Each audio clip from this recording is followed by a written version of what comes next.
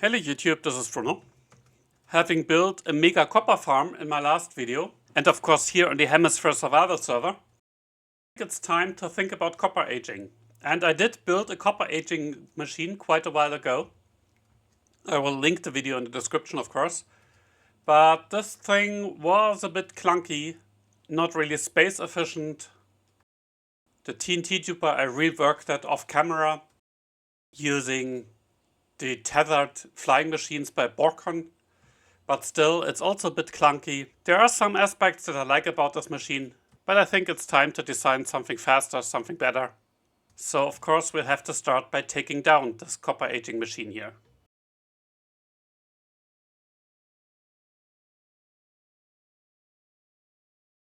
So what's the best way to age copper? And I did a whole video on that, so please check it out if you want to know more details. But the cliff notes is, for each copper block, the game checks in a 5 block vicinity, and that's taxi cab distance, so it looks a bit like this. So for this copper block, the game checks a 5 block vicinity for all other copper blocks in the game. And let's say that's a weathered block or an exposed block. If there's any other block in the vicinity that has a lower oxidation status, this block in the middle will not oxidize. Or in other words, a single block of unoxidized copper will block the oxidization of all other exposed or weathered blocks in this 5 block vicinity. So that's a huge issue. But the other mechanic is that the game essentially checks and counts the number of more oxidized blocks. So for example, if we take this block here in the middle, then we take this 5 by 5 vicinity and we will go into 2 dimensions because this is easier to imagine. Now here in this case the game counts the number of more oxidized blocks, and these can be any copper blocks. So in this case it could be, for example, cut copper slabs instead of full copper blocks, which is much cheaper because we can create 8 cut copper slabs out of 1 block of oxidized copper. The better the ratio is for the oxidized copper, the faster this copper block will oxidize. So the general idea is, if you surround the raw copper with enough oxidized copper, and enough in this case is roughly the same amount or more, then you will oxidize the copper in a reasonable time, which is something like 6 to 8 hours. It's much more practical than to lay out the copper in a 5 by 5 field. Of course, this 5 by 5 field is optimal from the standpoint of an individual block. If we just look at a single block, then this copper block has a time of something like 1 hour until it's fully oxidized, an expected time. But to use this, to lay this out for a significant number of copper, and we're talking many shulker boxes here, this is just a pain. And I think Pixel Riff did a machine that did it, and it was quite an amazing machine, but it was also a ton of work, and it would oxidize only a very limited amount of copper. For large-scale copper aging, we will use this principle here. So how can we set up a machine?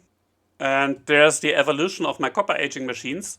So the basic idea is that we take raw copper and we surround it with plenty of oxidized copper, and then we just push the copper through. So here, in this position, is a player who sits in a minecart and places copper like this. And then we just update these observers. This will push the copper through, then we update this observer. Then we update this observer, and so on. Copper will be pushed along this line. You see it's snaking here. And at the end, we will just use TNT to blow it up and a water stream to collect it. So that's the rough idea. And I wanted to do something that is very robust, that basically cannot break, because for all of these rows, nothing happens if we reach the push limit. So this is block number 13. If we place another block here, then simply the piston cannot push. But if we just send a signal here, eventually this one will be cleared. If we just activate the pistons in the correct sequence, then this machine basically cannot break. So that was one slice, and now of course we can use as many slices as we want. Like so. We could use rails. To resupply the player with new copper, we will have a water stream here and shoot items along this edge. So we will align items against this corner of these ice blocks, and we will use water streams to transport the items. But then of course we will make two more optimizations, and it's kind of up to you if you want to do them. So the first optimization is that we use cut copper slabs, because this is the cheapest way. It's a bit more painful to place them, but there you go. And the other optimization is that we'll save the observers on top. So we will just use a redstone line and extend it like that. So this also works, and we have all these node blocks. So if we activate this node block here, then all of these pistons will push once. And what happens here is we have a minecart here. The player holds right click, and while the player holds right click at the end of the tunnel, it will activate this node block here. So it will right click this node block here, and this node block sends the signal for all of the pistons to push. So what we have here is a very simple line moving the signal. So let's see what happens if the player comes. These pistons push, and now this signal is propagated all the way. And at the end, we will activate some TNT dupers. And these are in a pulse extender. So whenever we move the copper blocks, each of the TNT dupers will fire twice. But we stagger the firing, so only half of the TNT dupers fires, so that one TNT duper does not destroy the items created by the other one. And the copper falls into a water stream and is collected. And this is already a fully functional copper aging facility. So what we have here is item filters for the oxidized copper. And I have put in 2 because it might be a bit irregular. So we want to make sure that we don't miss any oxidized copper. And I also made an item filter for cobblestone, simply because if you're low on copper, you might want to fill this machine with cobblestone once you're done, just to flush out the copper. And then all of the overflow goes in here, and these are the input chests. So we have a tower of input chests here, so you could put in raw copper like this, or you could put in shulkers of raw coppers using this shulker box unloader. The items go into water streams, are grouped to stacks, and are here aligned against these chests so that the player can pick them up. So let's go back in, go to survival and hold right click. There we go. And we get enough copper to place one row. We slow down the minecart a bit using these waterlogged rails, because there's a limit of how fast we can right click, so you don't have to use any utilities like Trickaroo. You could also use rails that are not waterlogged and use fast right click. And of course the excess items are looped back. Let's see if we can catch that. So like those, they will go back. And they go back into the input chests. And the same is true for all of the items that will pass these filters here. So if we have copper that is not fully oxidized, it will just go back into the input chests. Very simple copper aging machine. Well, a lot of pistons in there, but this time I didn't want to use flying machines. Pistons are faster and cannot break, so it's just a bit of building effort. And here at the end, there's just a lever that allows you to stop the minecart so you can get easily in and out. But basically this farm shuts down on its own. You will still have the items cycling, and we could put a lever on that to stop them if we want. But once the player stops hitting this node block here, the transport of the item is stopped, and also the TNT dupers are stopped after something like 15 seconds. So you don't have to shut down this farm explicitly. But that's not the last version that I designed. I did one more version, and this version of the farm has a bit of extra redstone here to classify the input into 3 categories. So I will sort the incoming copper with 3 item filters into weathered, exposed, and raw copper. And I have an overflow, so anything not sorted will end up here. And the reason for that is that it's always better to have uniform fields of copper. So you remember that a single block of unoxidized copper will block all of the weathered copper in taxicab distance of 5. So like all of these blocks here would be blocked from oxidization. So what you try to do is to lay out copper in a uniform aging state and not very mixed. So you don't want to mix anything in there. If you had any weathered copper in here, there is simply a 0 chance that this weathered copper will age. And again, if you have raw copper in there, then there is a 0 chance that all of this other copper in the vicinity will age. We will try to lay out the copper as uniform as possible, and that's the purpose of this machine. It classifies the copper into 3 groups, which is the raw copper, the exposed copper, and the weathered copper. Now the basic idea of this machine is we put in shulker boxes of copper into the shulker box unloader. Copper goes into the water stream, will go through all of the machine. I have placed our trustworthy bot here to place the copper blocks. And now what happens is after something like 45 minutes, we have replaced all of the copper in the middle and we arrive here. And the thing is that most of the copper has aged. Looks like maybe 70 to 80%. And we will break the copper and the copper will be sorted in here. And we filter out the exposed and weathered copper. The unoxidized copper goes back into the input system until we have no longer unoxidized copper. I have 6 double chests, so we can store something like 14 shulkers worth. So we can oxidize quite a lot at the same time. And when the unoxidized copper runs out, then the machine switches over to the weathered copper. We will simulate that by breaking the comparator here, as if we no longer have an output from the dropper. And then the pulse extender here runs out. So after about 3 seconds, we get a pulse here. And the system switches over to the next chest.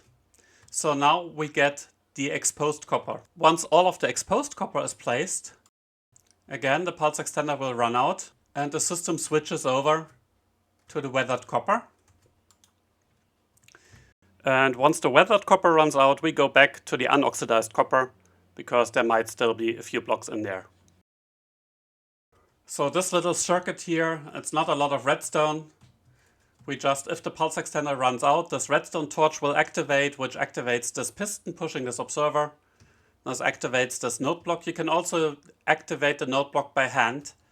So once the machine has run out, it might be in a state that you don't want. So if the machine is like that, which is the input selector for the weathered copper, you want to place, of course, the raw copper, then you just press the node block until this last comparator is active. And that's really it.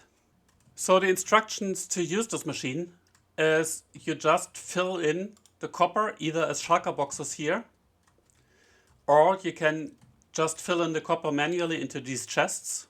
And unless you have activated this lever here, the copper will go into the water stream. Now you want to fill your inventory with some other block. Let's go to survival. You mount the minecart, you click the lever, you aim here, and you hold right click. And as soon as you hit the node block, the machine starts over. And now you have 2 modes of operation. One, you just stay in the machine until everything has fully oxidized. Or 2, you just fill the machine until the unoxidized copper reaches the end, which takes about 3 shulker boxes worth of copper blocks if you build the machine as in a vault unload. And then you just turn it off, AFK, do something else in the vicinity until all of the copper has oxidized, which will take maybe 6 to 8 hours. And now you could put in stone or cobblestone, and you will need about 3 shulker boxes worth. This way you can extract the oxidized copper without putting in new copper. And that's it. That's my little copper aging machine. Now, how do you build this thing? Or rather, how do you start if you have a new word? So you start by just creating a couple of aged blocks. So you lay it out in a 5x5 lattice. So 4 blocks in between. Or what's probably easier, you find a trial chamber and just mine the oxidized copper. But let's say you don't have a trial chamber. So lay it out on this lattice. Let's once again increase random tick speed. So this copper will age rather fast. You will have a few blocks of oxidized copper. Let's say a stack. Then you use a stone cutter and you create oxidized cut copper slabs. So now you already have 8 stacks. And the next step is to lay out your oxidized cut copper slabs on the ground and just place the copper blocks on top. And if you do that before you start building the machine, then you will have to AFK a good long time, maybe something like 8 hours. Let's once again simulate this by increasing the random tick speed. There we go. So you see the copper starts oxidizing. As long as we have a lot of fresh blocks of copper, you won't see anything past exposed. So you won't see any weathered copper. Let's just do a quick tick sprint of 2 minutes. And at this point you will see the first blocks of weathered copper. And you see this one blocks the vicinity, but once it's gone, the weathered copper eventually goes to oxidized. Let's tick sprint 2 more minutes.